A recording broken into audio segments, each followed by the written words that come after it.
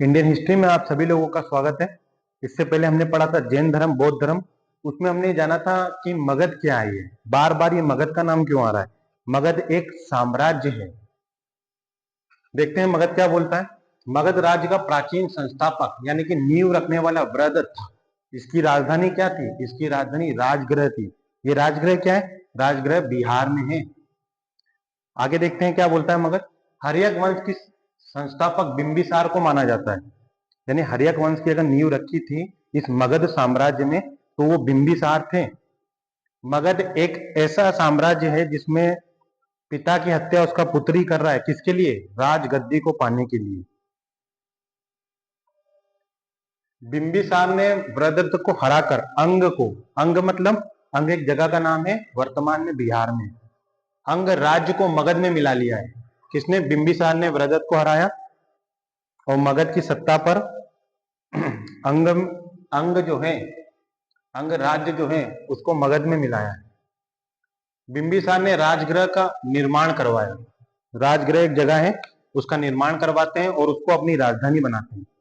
ये जितने भी राजा लोग बनते हैं इनका पहला काम होता है राजधानी बनाना।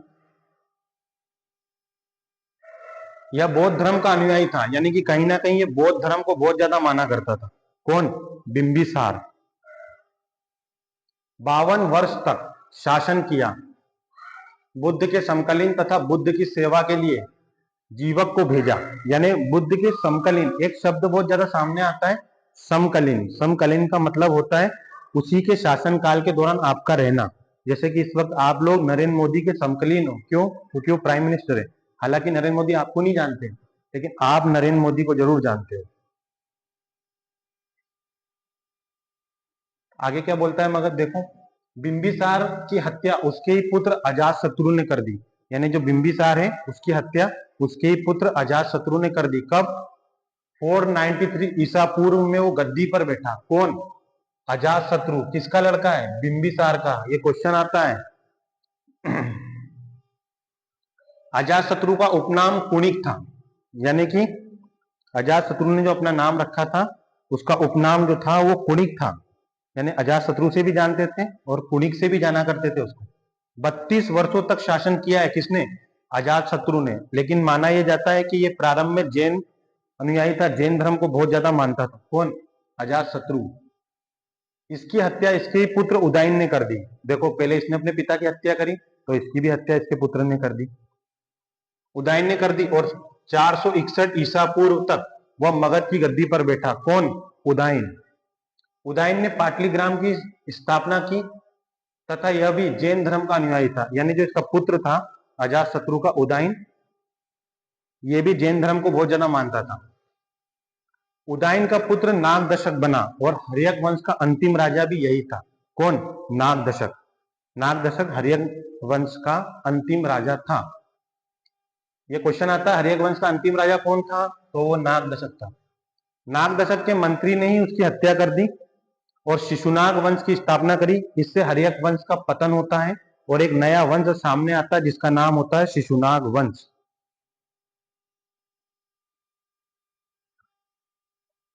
उसने अपनी राजधानी पाटलिग्राम से हटाकर वैशाली को बनाया। किसने?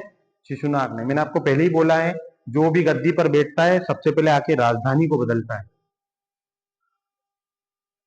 तथा शिशुनाग के बाद उसका उत्तर अधिकारी कालाशोक बनता है और पुनः राजधानी वापस से पाटलिपुत्र को ही बनाता है। पाटलिग्राम, पाटलिपुत्र, ये सब बिहार में देखने को मिलेंगे आपको।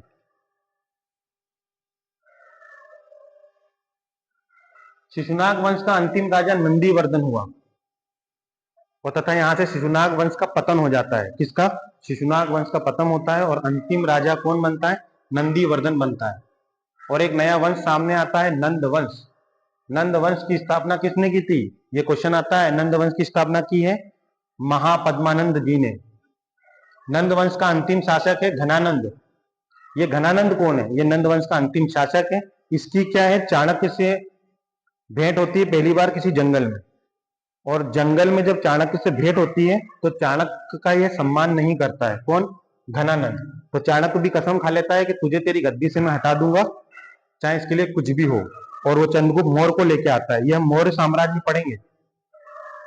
यह सिकंदर का समकालीन था। कौन? घनानंद जो था वो सिकंदर का समकालीन था।